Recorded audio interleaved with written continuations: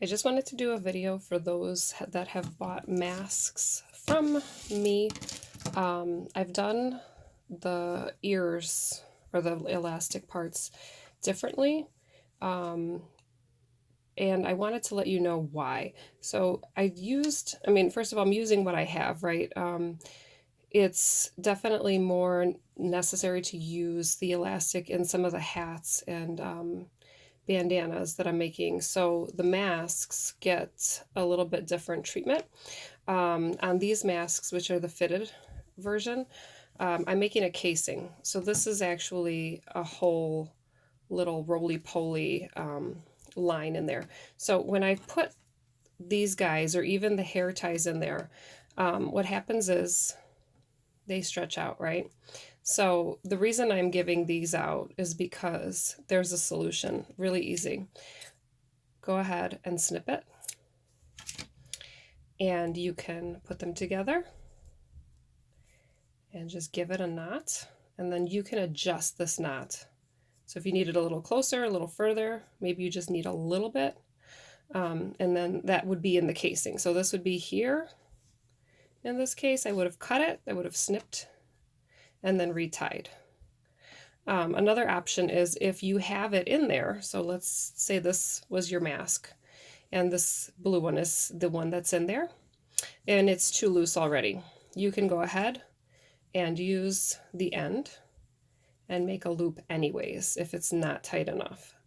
So now you have that option in case it's already not tight enough for your head or your face, and they're still elastic. Now, if it were to snap, let's say it comes completely out, you have a couple of options. One is the old drawstring pin trick. I don't know if you know, and I'm not even sure if I have a safety pin in here, but you would go ahead and pin your safety pin here, one of the tiny ones, and you would slide that into here, and you're going to catch and pull and catch and pull. So you pull that through. So that's one option. The other option is if you have some sort of, I know I have one in here, like a shish kebab skewer or something that's kind of pointy. If you had something like this, you could go ahead and push it through. This one is a little thick. All right, here's one. This came out of some other craft. It's super pointy and tiny. You could either tape it, whatever means necessary, you could tape it around, and you would be able to shove that through, because this is a whole casing. So long term, if you needed to go ahead and use something else, you could. If you had elastic at home, you could tie it to that and push it through. See how that goes? But that's an idea. And then same thing with hair ties. If your hair tie snaps, or one of your masks has a hair tie on it and it snaps, which I don't have any snapped right now, and they're kind of a hot commodity, so I'm not going to break this one.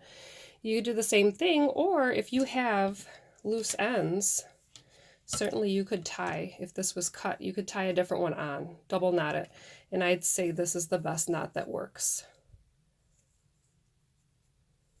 So that could be any other item, just tie it on. Or if this is your piece and this is broken, you can use some sort of string and do the same thing, tie it on.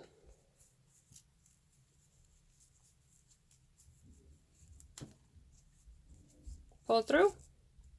Now you have double long, and you could make a strap or a string and then use the two of those on your mask. If, let's say, it was snapped, then you'd have two pieces. You would just tie the other side on this one, and then you'd have another ability to change up the mask. So that way we're getting a little bit more use out of them.